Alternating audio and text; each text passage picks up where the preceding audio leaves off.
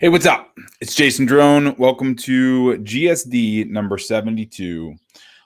This is kind of episode 2 in the fuck up series, or the things that I've done wrong, and I hope that you don't make a similar mistake. Because at the end of the day, there's a lot of things that, there's a lot of things that you do wrong. There's a lot of things that, a lot of decisions that go bad. There's a lot of things that you do when you're in business that they don't always work out quite the way that you want them to.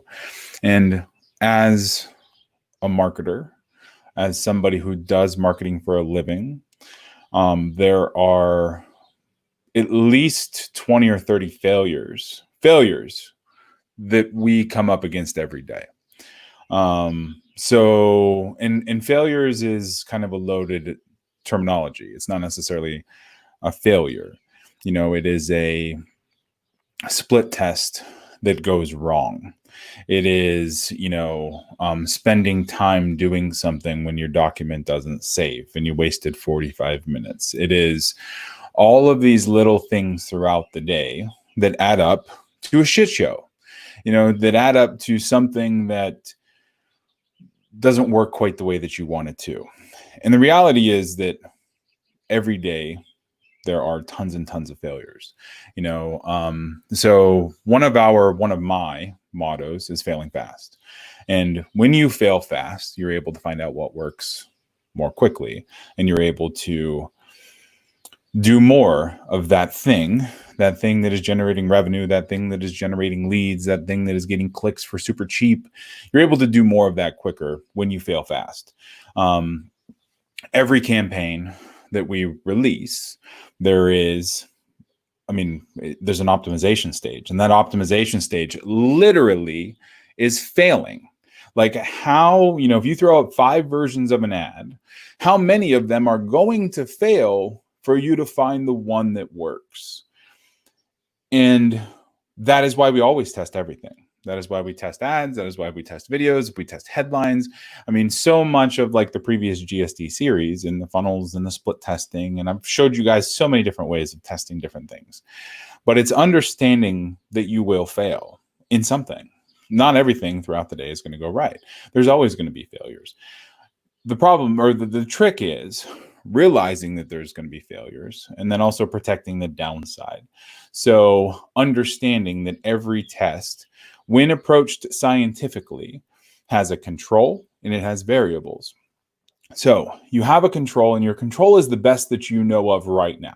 It's the best thing, the best way forward that you know of. It's the strategy that is working, or you've seen working, or you've heard of working. That's your control. Now, that is your control until you test a new variation that works better. So in so much of what we do, we're talking about products and offers and all this stuff, and we have sales funnel flows and everything else that we do, and those are always our controls. However, that doesn't mean that there isn't a variation, a thing that will actually improve effectiveness if you test it out. And the trick is to just test it with a very minute, a certain percentage of traffic or something like that. But you will always fail. There will always be things in a campaign, in a sales funnel, that are broken. And you can't, so when you see a failure, you don't throw out the whole campaign. This kind of gets into what we were talking about yesterday. Yesterday, we were talking about offers and not giving offers and products and, whatever, enough room to grow, where you're, basically throwing it out there, maybe sending an email to your list and saying, there it is, it's the best thing in the world. And then tomorrow you're moving on to something different. That isn't what success is. Success is doing, basically promoting something again and again and again. And we talked about Brendan Burchard and how he literally gives himself a year runway to actually, or he used to at least, a year runway to build and promote a product. Now, in that runway, there are lots and lots and lots of failed tests. Brendan Burchard failed 1 million times in generating, his first $1 million. You know what I mean? Or first $1 million with a product. Everybody fails a lot. That is a part of marketing. But you got to fail fast, and you have to fail knowing that there is a downside and knowing that you have a control that you're trying to improve. That's how you protect against that downside.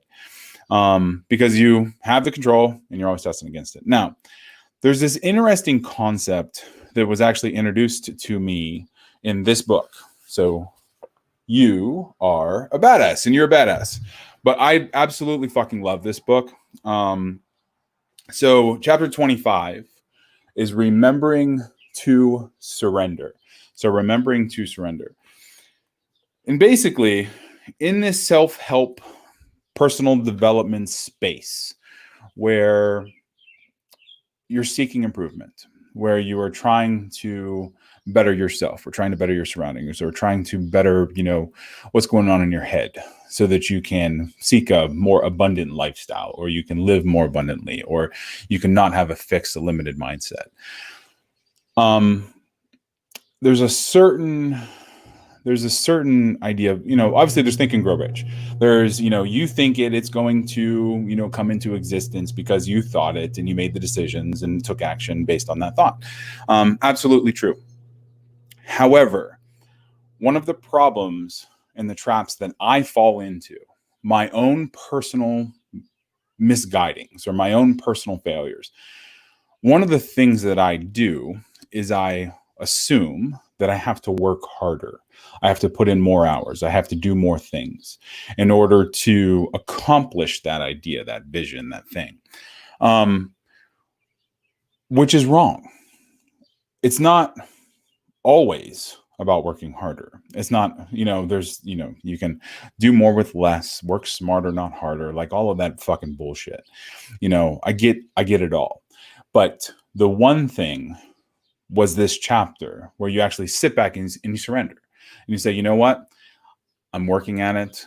This is where I want to go. This is the vision I have. This is the business I want to build. This is the thing that I want to do for the rest of my life, or at least until we sell the company or whatever, and then just surrender and let your vision play out and let the lifestyle play out.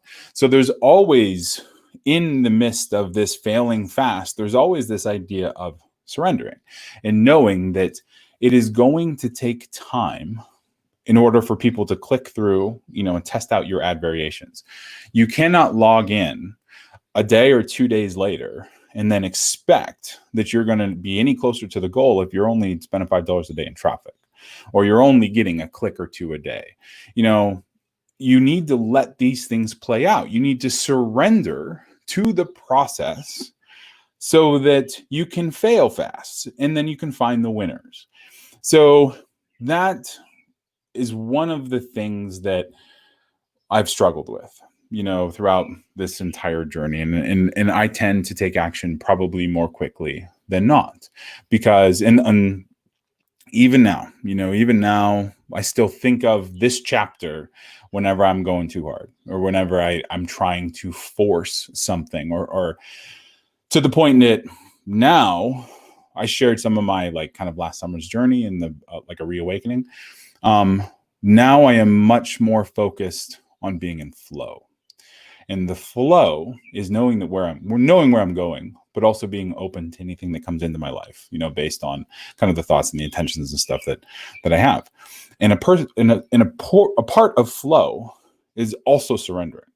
It's knowing flow is not about pushing so hard, that you are just needlessly moving forward.